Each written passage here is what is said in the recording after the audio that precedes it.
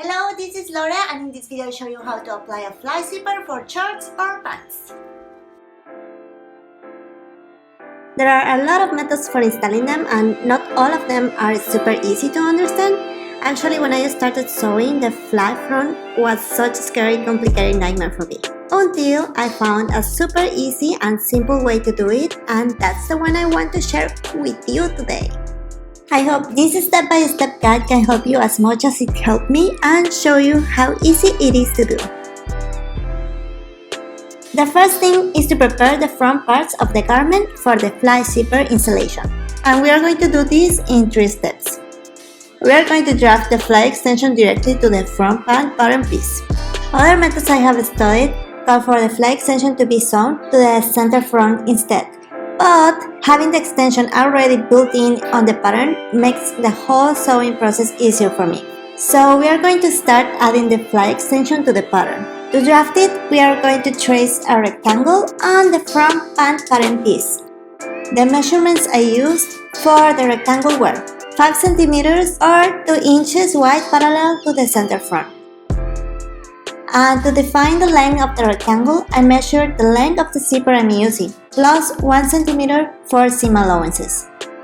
You can select the length of the zipper you are going to use according to the style and size of your pants. For example, for low-rise pants, a 8 to 10 cm zipper can be used, and high-waisted pants call for a 12 to 14 cm zipper.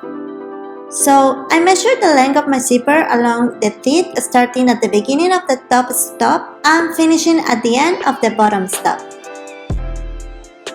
Once I have the measurements, I draft the rectangle to the center front of the pattern. And this is how the fly extension looks like drafted to the front pant pattern piece. Cut-on fabric looks like this. Before cutting, I also added 1 cm or 3/8 of an inch for seam allowances to the waistline and crotch curve. The second step of the preparation is to apply tricot fusible interfacing to the fly extensions. For this, cut 2 pieces of interfacing using the same size and shape of the rectangle or extension. Then fuse the interfacing on the wrong size of the extensions using the heat of the iron. The last step before sewing is to press the fly extensions to the inside of the garment. So I press the 5 cm width of each fly extension, folding them inwards like this.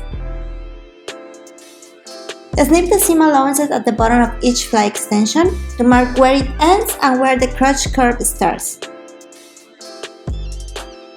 Once pressed, it will look like this.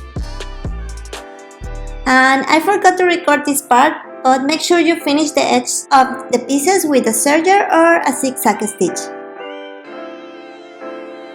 To install the zipper, we are going to do it in 5 steps.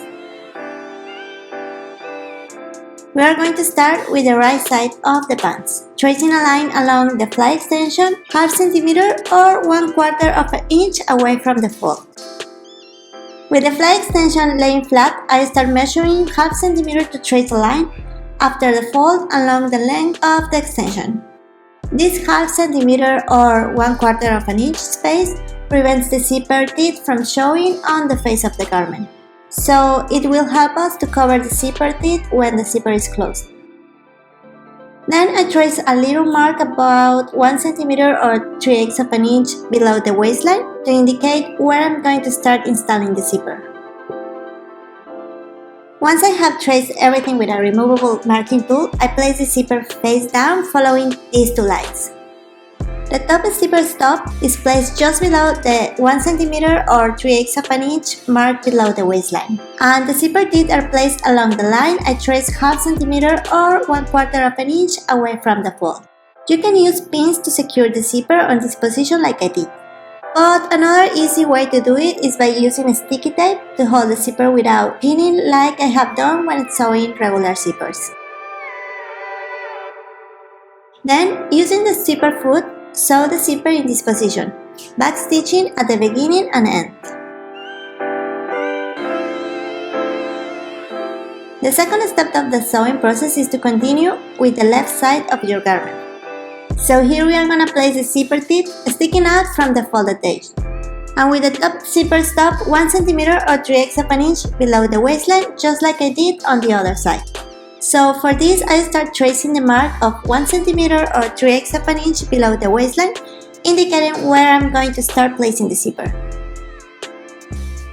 After this, I lay the extension flat and position the open zipper face down with the top stop just below the little mark and lining up the edges of the zipper tip in a way that they are going to stick out from the fold when the extension gets folded inwards again.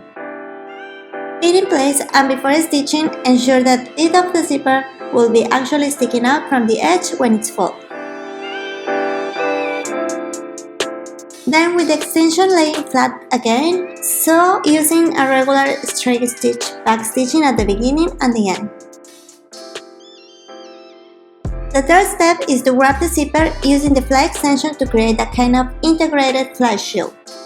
The fly shield is the piece of fabric between the zipper and the person wearing the pants. So just after this last straight stitch on the zipper, I fold the fly extension wrapping the zipper tape just like this. Then flip the front of the pants to sew a stitch on the back.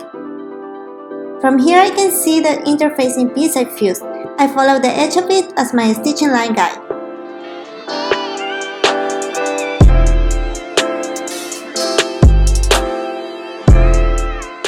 Once it is sewn, our fly shield looks like this from the front. The fourth step is to sew the crotch seam.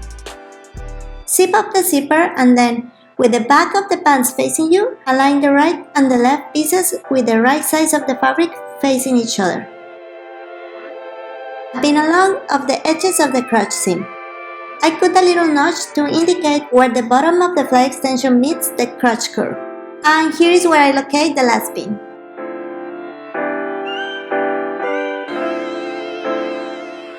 If you want, you can use a removable marking tool to trace your stitch line along the curved edge and finish it right where the notch is.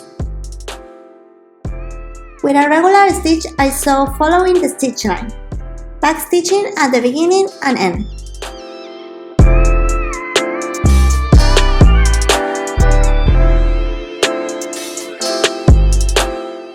This is what it will look like from the other side.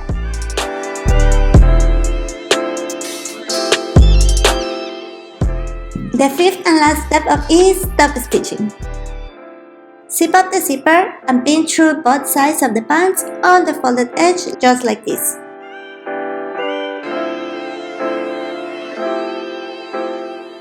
I like to mark the location of the stop with a pin below it. Then trace a line on the front of your pants 3.5 centimeters away from the fold edge.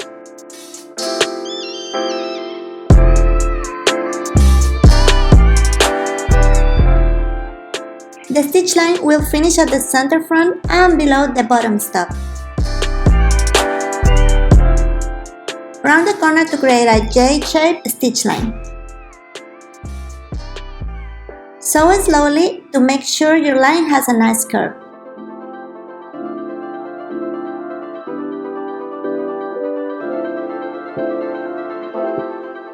Stop stitching at the center front seam, being careful to avoid sewing the zipper stop and back stitching a few times to secure. And you are done! This is how the zipper will look like finished. Now you can continue attaching the waistband and assemble the rest of your pants or shorts. Remember that anything you desire, you can create it. The power of turning the invisible into visible lies in your hands. For more videos, remember to subscribe and click on the little bell button so this way YouTube can let you know when the new video is ready. Thank you so much for being here and for liking and sharing this video with whoever you think can be helpful for. I will see you in the next video. Kisses! Bye bye!